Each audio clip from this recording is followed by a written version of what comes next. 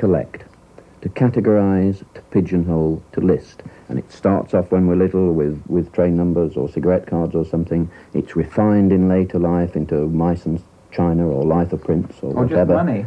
Or just money. Plenty of collection of money going on. But in fact, unless there was some survival reason for it, it wouldn't have been phased into our genes. The brains of those humans which didn't collect, pigeonhole, categorise, didn't have this tendency to evaluate and give everything a value in relation to the next nearest thing, were the ones, obviously, that couldn't assess a new situation and have been phased out. Most people, you can't help thinking, quit when they're little also. Well, one of the rules is that each one of us has to strive to maintain proper birding ethics at all times. Wouldn't it be good to talk about that just a little bit? Well, I think, yes, it's something we all agree with, and in fact, this business of having a bit of fun should never be at the bird's expense. But it's literally at Jim's expense, or at the expense of all those trees he's chopped down in the U.S. from Miami to Portland, Oregon. But now, as the operation gets underway, the crew is as purposeful as the SAS launching a night operation. Well, it is like World War II in that a lot of our movements then took place at night. If there were a lot of the action started early in the morning, and we took off at night, getting into position, very much like this. And I'm sure that everybody in an army fighting is excited when they realize they're going into combat in a very short order, or when the sun comes up. This is very much like it. Birding, we would swiftly learn, can be as hazardous to your health as hang gliding, or, a better comparison, Formula One racing, which it closely resembles. But at least at Brands Hatch, the cars start out in good shape. His headlights went out. Suddenly, the headlights went out, which is quite extraordinary since I went to the trouble of having the vehicle actually checked today. Holding them on. I'm holding them on the flashes, but it does mean when I change gear,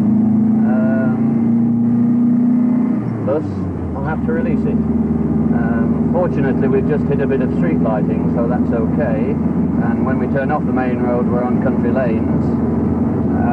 Jim will hold it. I'm sure there's a certain legal aspect here we ought to think about. Land is entirely right there, and secretly this craven member of the assault group would have welcomed immediate intervention by the Norfolk Constabulary. But not even the village cop is around when countdown starts for the big day.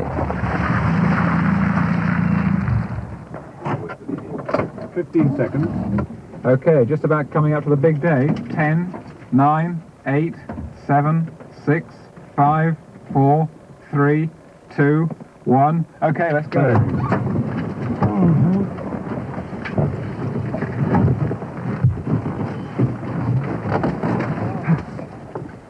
A beachhead on Hickling Broad is secure to start with. You just can't keep the military metaphors out. And it's that reclusive little bird called a Sarvi's warbler, now cowering in the reeds, that we're after. Unhappily for Jim, its tiny song resembles the whirring of a camera. Yes, listen. Right, Sarvi's warbler. You got it, Jim? Yeah, I hear it now. No, that's the camera. Oh, damn. Right, it's in this direction. All right. The thing about Sarvi's, apart from the difference in pitch and gravity, it does shorter bursts. Give him another black. Yeah, work quick till the camera's off.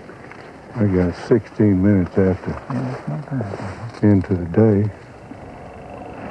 4 birds, 5. 16 minutes. 5 birds. I think so. More hen, back at his goal. 20 birds an hour. 20 hours. 20 birds an hour, 480. Yeah, fitted out that many species around. I think we'll go a bit further along the bank just in case there's a grasshopper to Yeah. compare with the Sarvi's while you've got that fresh in your ear. Hey, hang on. I'm not sure what you're listening to, but I think No, if we right. went further down the path, Yeah, we just could go. almost count the camera whirring as a grasshopper warbler.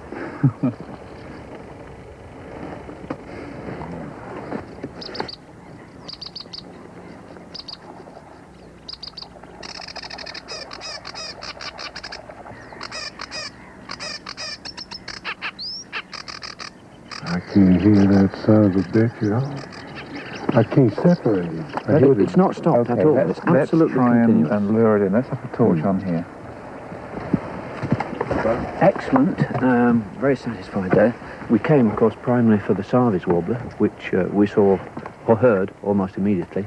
The other one that we thought we might get here, and we wanted Jim to compare with the Sarvi's, was the grasshopper. And in fact, we did get a grasshopper. We had to wait for about a quarter of an hour before Jim actually heard it, because, as I was explaining earlier, this is the one that British birdwatchers use to find out whether people are deaf, or use deaf people to find out whether it's a Sarvi's or a grasshopper. We're a little bit behind on time, but we're way ahead, I'd say, on species. Shot in the ass with luck is actually the way it is. And we enjoyed the beautiful walk and the red moon and the peace of the Broads.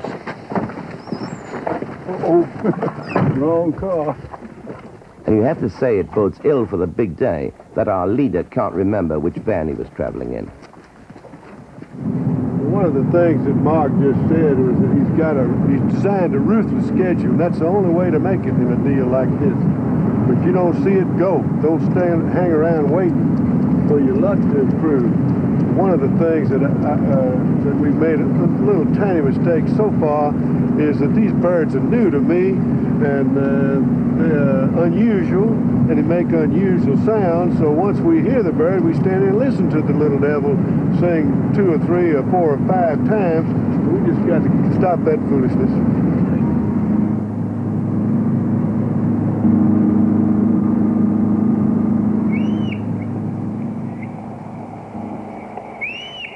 In the pre-dawn dark, that noise could have been anything from a Norfolk turkey just put on the Christmas list to a little hearty bucolic foreplay. But it's only a tape recorder trying to induce a response from the uncommon stone curlew that is reckoned to be here or hereabouts.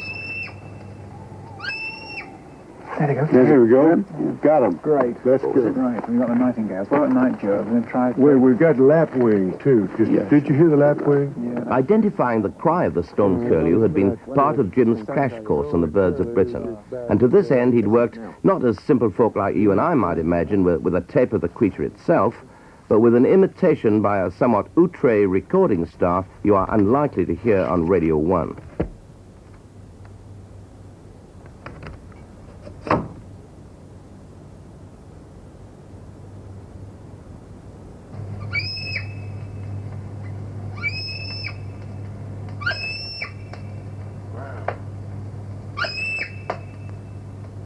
And in fact, I can now reveal to you that the stone curlew's voice wasn't a stone curlew's, it belonged to Big Jake.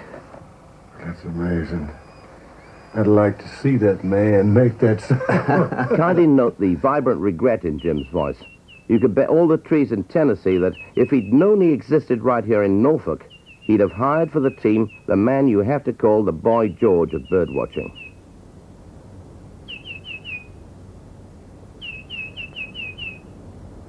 There's quite a few of the birds that are passing through at the moment. There's the sort of true shorebirds, like, for example, grey plover, which have got quite a melodic sort of whistle, quite actually quite aesthetically pleasing, and they sort of go.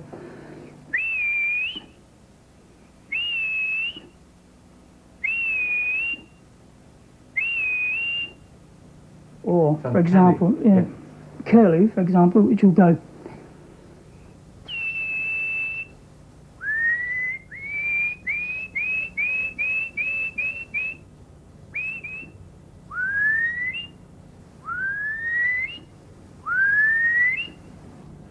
That's, you know, and another example, sort of green shank, is a sort of, oh, sorry, oh, blast, I've done that already.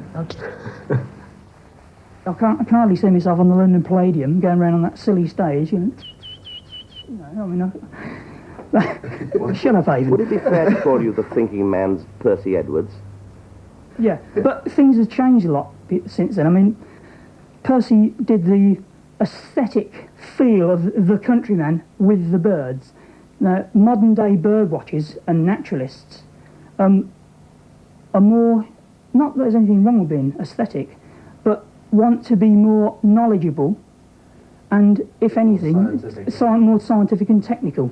Let's just try that one again. Let me I'll see if I can get that little growling. Yeah, let me play you the track back again. Alan Hayden is one of Britain's leading jazz musicians. And it was in the technical maze of his recording studio he discovered that birds do not actually whistle, something that would have shaken the faith of a generation of music hall bird imitators from Ronnie Ranald down. Yeah, the thing was that having got the recording down on tape and heard it, I realised then, as we both did, Jake as well, that in fact birds don't whistle. The sound they make is made vocally with a voice box. It's only people that whistle. We've got lips. Birds haven't got lips. They can't whistle. And we actually realised that we've now got a way of recreating exactly the sound of the bird.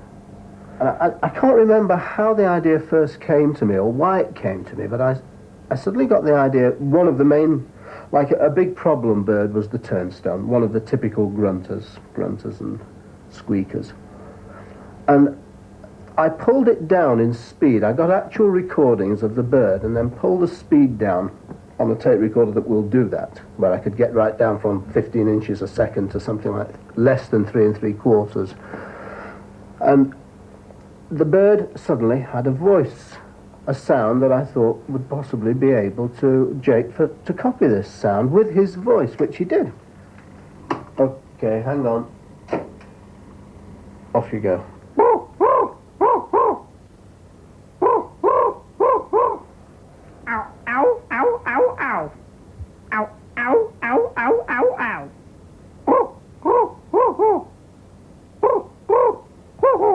Not only sounds good, he looks good when he does this as well.